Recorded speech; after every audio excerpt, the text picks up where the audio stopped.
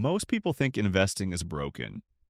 You put money into the market every month, you wait, you stay patient, and after 2 years, your portfolio is up maybe a few $1,000s. Nothing feels life changing, and eventually, most people quietly give up right before the moment investing was about to become powerful. Because there is a number almost nobody fully explains, a point where the math completely changes, where your investments stop depending mostly on your contributions and start growing from their own momentum. For most people, that number is around $100,000 invested, and once you cross it, compounding stops feeling invisible. It becomes impossible to ignore. There is a number that most financial influencers mention in passing, almost as a footnote. They drop it casually somewhere in the middle of a 40-minute video between two charts and a sponsor read. $100,000. Sometimes they stretch it to 150. They say something like, once you get past this range, compounding really starts to work for you. And then they move on without ever explaining what that actually means for someone earning a normal salary, living a normal life, trying to figure out if any of this is even real. Today, I want to stop right there. I want to zoom into that number, pull it apart, and show you exactly why it is not just a milestone, it is a turning point. And more importantly, I want to show you a real roadmap for getting there, with actual timelines based on actual incomes, not the vague, just invest consistently and be patient. Advice that sounds wise but tells you absolutely nothing useful. Let me start with a question. Have you ever felt like your investments are moving but not really going anywhere? You check your portfolio and it is up $200 this month. You feel good for about 30 seconds. Then you think about the fact that you have been doing this for 2 years and the total is barely noticeable. You keep putting money in, the market goes up, the market goes down, and the overall experience feels like running on a treadmill that occasionally speeds up and then slows back down without ever actually taking you anywhere. If that is your experience, here is what nobody told you. You are not doing anything wrong. You are just not there yet. You have not crossed the line. The $100,000 mark is not just a psychological badge, it is a structural threshold where the math of investing fundamentally changes. Let me explain this in plain terms. When you have $10,000 invested and the market returns 8% in a year, you made $800. That is not nothing, but it is also not the kind of number that changes your life or even your month. Now imagine you have $100,000 invested and the same market returns 8%. You made $8,000 in 1 year without doing anything except owning the portfolio you already had. And here's the part that makes this exponential rather than just large. Next year, you're not earning 8% on 100,000. You are earning 8% on 108,000. And the year after that on 116,000. And every single year, the base grows larger, which means the dollar amount your money earns grows larger, which means the gap between what you put in and what you get back becomes a chasm. That is compounding. And it works at every level, but it becomes genuinely life-changing, genuinely visible and tangible and motivating, somewhere in the range of $100,000. Below that threshold, compounding is real, but it is quiet. Above it, compounding becomes loud. There is a useful mental model here. Think of your investment portfolio like a snowball rolling down a hill. When the snowball is tiny, it's a golf ball, a tennis ball, even a perfect hill barely moves it. It rolls, it picks up a little snow, but there is no momentum yet. Once the snowball reaches a certain critical mass, though, everything changes. It starts pulling in more snow with every revolution. It builds on itself. It becomes hard to stop. $100,000 is approximately that critical mass for a long-term investment portfolio operating at historically normal market returns. It is the point where the snowball becomes a boulder. Now, you might be wondering why other people do not talk about this more directly. Part of the answer is that financial content tends to be aimed at either very wealthy people who are already past this threshold or very new investors who are still learning the basics. There is a gap in the middle, and that gap is exactly where most working adults actually live. The person earning 50, 60, 70, $80,000 a year, who has been investing for a few years, who is serious but not rich, who wants a concrete goal and a concrete plan. That person rarely gets addressed directly. This video is for that person. This video is for you. So let us talk about the race, not the marathon, not the long journey, the race. Because framing matters, and the way most people frame investing turns it into an abstract exercise in delayed gratification with no visible finish line. When you frame it as a race to 100,000, everything changes. There is a scoreboard. There is a clock. There is a strategy for how to run it. And there is a moment when you cross that line and everything after it is different. Here is how the race looks depending on where you start. If you are earning $50,000 a year before taxes, your take-home in most situations is going to land somewhere around $38,000 to $42,000 after federal and state taxes, depending on where you live. Let us call it $40,000 to keep the math honest. After housing, food, transportation, and basic life expenses, a disciplined but not extreme saver can realistically put away somewhere between $500 and $800 a month toward investments. Let us use $600 as a working number. $600 a month into a broad market index fund, averaging 8% annually, which is a conservative estimate of long-term stock market returns after adjusting for historical averages. Gets you to $100,000 in approximately 10 years. 10 years is a real timeline. It is not tomorrow, but it is also not someday. It is a decade. If you are 25, you hit the line at 35. If you are 30, you hit it at 40. And remember, this is the starting gun for everything that comes after.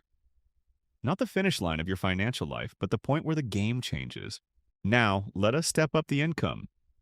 If you are earning $70,000 a year, your take-home is going to be somewhere around $50,000 to $54,000, depending on your situation. After expenses, someone with decent financial discipline and no extreme lifestyle inflation can realistically invest $900 to $1,200 a month. Using $1,000 as the working number and the same 8% return assumption, you reach $100,000 in about 7 years. 7 years. That is the gap between 28 and 35, between 32 and 39, between 40 and 47. And critically, at higher income levels, you have access to tax-advantaged accounts, specifically the 401k and the Roth IRA, that accelerate this even further because your money is not being eroded by taxes each year while it grows. The tax benefit alone can shave a year or more off the timeline for someone using these accounts correctly. At $90,000 per year in income, the calculation shifts more dramatically. Take home after taxes is typically in the range of $64,000 to $68,000. If you are living on $50,000 and investing the rest, you have approximately $1,500 a month going into your portfolio. At that rate, with consistent 8% annual returns, you cross $100,000 in roughly 5.5 years. 5.5 years is not a long time. If you are 30, you are there by 35.5. If you are 26, you have crossed the threshold before your 32nd birthday. And at this point, the math becomes genuinely exciting because once you are past the threshold with $1,500 a month still going in, the second 100,000 arrives dramatically faster than the first. Not in 5.5 years, but in roughly 3, because now your portfolio is earning thousands of dollars per year on its own, and those earnings are compounding on top of your monthly contributions. The snowball is already moving. Let us pause here and address the thing most people are thinking right now. What about debt? What about student loans, car payments, a mortgage, credit cards? This is not an either-or conversation, but it does require some strategy. High-interest debt. Anything above roughly 6 or 7% interest should generally be eliminated before or alongside aggressive investing because paying down 10% debt is equivalent to a guaranteed 10% return, which beats the stock market most years. But low interest debt, including most mortgages and subsidized student loans below 5%, does not have to stop you from investing simultaneously. The math often favors doing both, especially if you have employer matching in a 401k. That match is 100% return on your money before the market does anything. No debt repayment strategy competes with that. Now, let us talk about the mechanics of actually getting there, because motivation without method is just entertainment. The vehicles matter. For someone in the United States, the priority order for reaching $100,000 as efficiently as possible is roughly this. First, contribute to your employer's 401k up to the full match.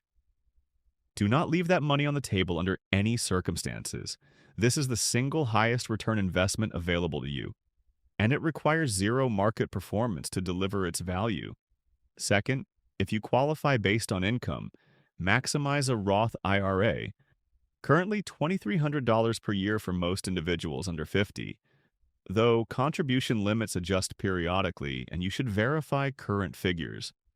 The Roth is particularly powerful for people in the early stages of wealth building because your money grows tax-free forever, and when you withdraw it in retirement, you pay no taxes on the gains. Third, if you have remaining capacity after maxing tax-advantaged accounts, use a taxable brokerage account and keep costs low by focusing on index funds rather than individual stocks or actively managed funds. The fund selection question does not need to be complicated. A total U.S. market index fund or an S&P 500 index fund with an expense ratio below 0.1% is sufficient for most people. You do not need to research individual companies. You do not need to predict sectors. You do not need a financial advisor to tell you which funds to buy. You need broad diversification, low fees, and time. The $100,000 milestone is not achieved through clever stock picks. It is achieved through consistent contributions to boring, reliable, broad market funds that have returned an average of roughly 8 to 10% annually over the past several decades. Automation is not a nice to have. It is the mechanism by which average people beat their own psychological biases. When money is automatically deducted from your paycheck or your bank account before you have a chance to think about it, you are removing the single biggest obstacle to consistent investing, which is not knowledge or access. It is the moment-to-moment decision whether to invest or spend. Remove the decision. Automate the contribution. Treat your investment contribution like your rent payment. Non-negotiable, automatic, not subject to how you feel this week. One more thing worth saying clearly. The path to 100,000 is not linear, and the emotions around it are real. There will be a year where the market drops 20% and your portfolio goes from 82,000 back to 65,000, and you will feel like you are losing the race. You are not. You are actually buying more shares at a discount with every contribution you make during a downturn. The 100,000 finish line does not move. The market temporarily moves you farther from it and then closer, and the people who stay in the race regardless of how the short-term distance feels are the ones who cross the line. People who pull out when it feels scary, sell their future, returns to investors who stayed calm. That is not a metaphor. That is literally what market sell-offs do. They redistribute wealth from anxious participants to patient ones. Here's a summary of what this video is really saying. $100,000 in invested assets is not an arbitrary milestone. It is the inflection point where compounding interest becomes visible and meaningful in your financial life. It is the threshold beyond which your money generates enough return each year to significantly supplement your own contributions. It is the moment the snowball becomes a boulder. For someone earning $50,000 a year, it is a 10-year race. For someone earning $70,000, it is a 7-year race. For someone earning $90,000, it is a 5.5-year race. These are real timelines achievable by normal people with normal incomes, using normal accounts, buying normal index funds, and not doing anything exotic or complicated. The race is real. The finish line is specific. The math is on your side if you start and stay consistent. Stop thinking about investing as a vague, lifelong journey where good things happen eventually if you are patient enough. Think of it as a race to a number, a concrete, specific, meaningful number that changes the rules of everything once you get there. And let me be honest with you about something else because I think it matters. The way wealth is talked about in this country and in most countries creates a deep psychological barrier for people who did not grow up around money. There is an assumption baked into a lot of financial content that the audience either already has significant assets or is so far behind that the advice does not really apply to them. That binary leaves out the enormous middle. The people who are doing reasonably well, who work hard, who save something, but who feel like they are playing a game where the rules were written for someone else. The $100,000 milestone matters partly because it is achievable by regular people on regular incomes within a visible, finite time frame. It is not the province of tech executives and inheritance recipients. It is a math problem that you can solve on a teacher's salary, or a nurse's salary, or an electrician's salary, as long as the inputs are in place. Consistent contributions, low-cost broad market funds, tax-advantaged accounts, and time measured in years rather than decades. One thing I want you to carry away from this video is the difference between a goal and a wish. A wish is, I want to have a lot of money eventually. A goal is, I want to reach $100,000 in invested assets by the time I am 37, which means I need to automate a contribution of $800 a month starting this month and not touch it. The specificity is not pedantic. It is functional. When you have a specific goal with a specific number and a specific timeline, you can make specific decisions. You can look at a purchase and ask whether it is worth delaying your finish line. You can look at a raise and decide immediately what percentage goes straight to investments before your lifestyle has a chance to absorb it. You can track your progress on a chart and see the line moving toward the goal. None of that is possible when the goal is vague. Specificity is the mechanism by which motivation becomes behavior. The finish line is $100,000. Now you know where it is. Now you know your pace. Now you can run toward it with your eyes open. If this video was helpful, hit like. See you in the next video.